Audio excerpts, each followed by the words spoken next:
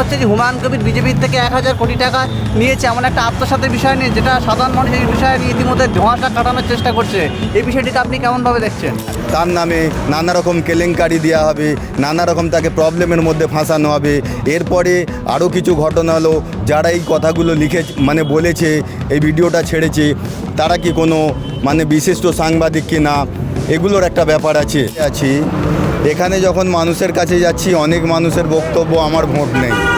অনেক মানুষের এরকম বক্তব্য আছে, আমরা তো গত 15 বছর ধরে ভোট দিতে পারিনি, আমাদের কি ভোট দেয়া যাবে, কি আমরা ভোট দিতে পারবো? এখানে ঘোরার পরে অনেক রকমের কথাবার্তা শোনা যায়, তবে সকলের ইচ্ছা আছে বা সকলের আশা আছে এবারে তারা ভোট দেবেন।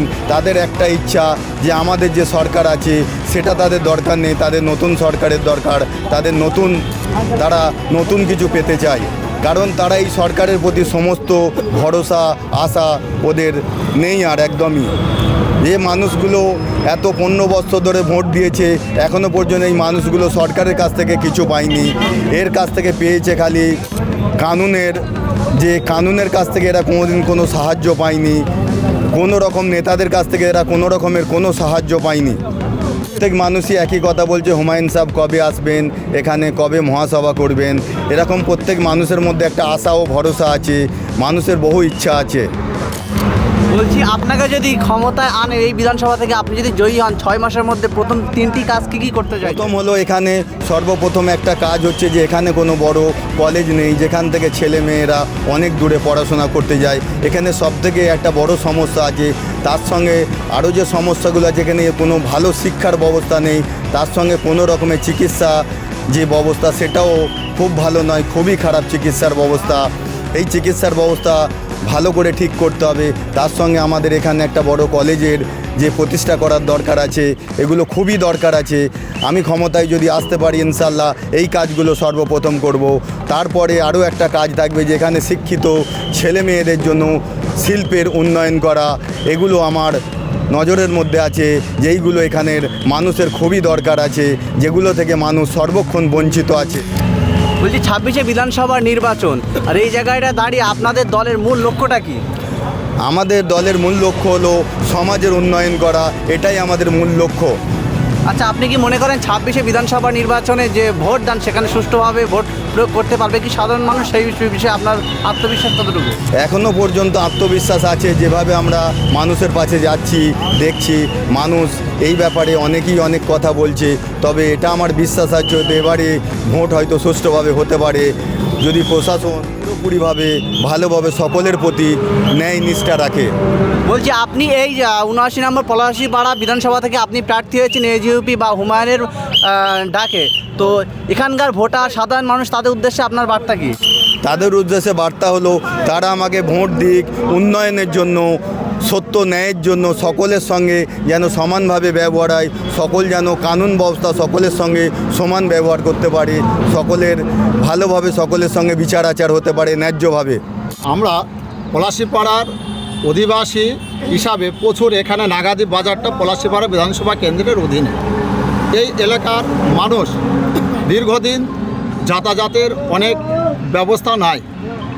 যদি যাতায়াতের জন্য আপনি কি বলবেন এই বিষয়টা, যদি আপনি জয়লাভ করেন?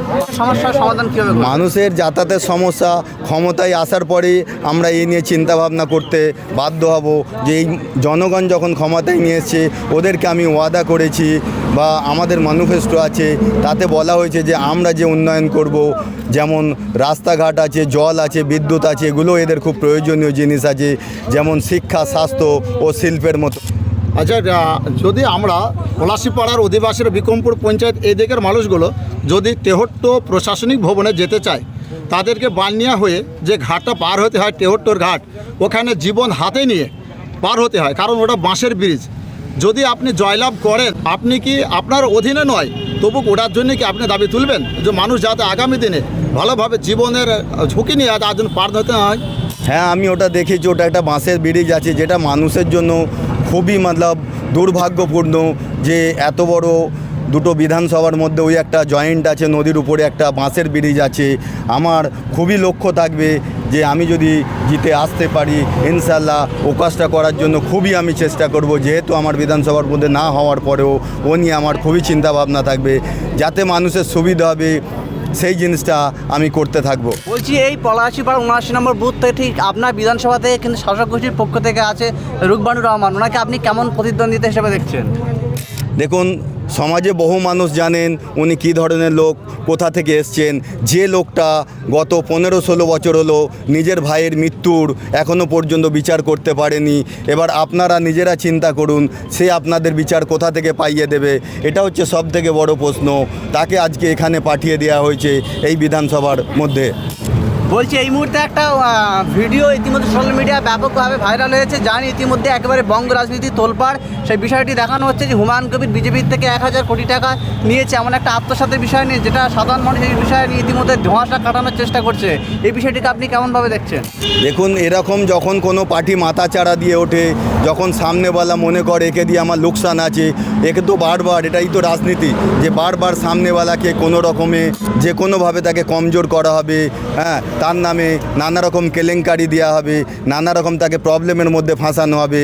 এরপরে আরও কিছু ঘটনা হলো, যারা এই কথাগুলো লিখে বলেছে, এই ভিডিওটা ছেড়েছে, তারা কি কোনো বিশিষ্ট সাংবাদিক কি না, এগুলোর একটা ব্যাপার আছে। আচ্ছা, এই বিধানসভা থেকে আপনার আত্মবিশ্বাস কতটা ভোটে আপনি জয়ী হতে পারবেন বা লিড দিতে পারবেন? ইনশাআল্লাহ এই বিধানসভায় আমি 100% জয়ী হব, এটা আমার পুরো বিশ্বাস।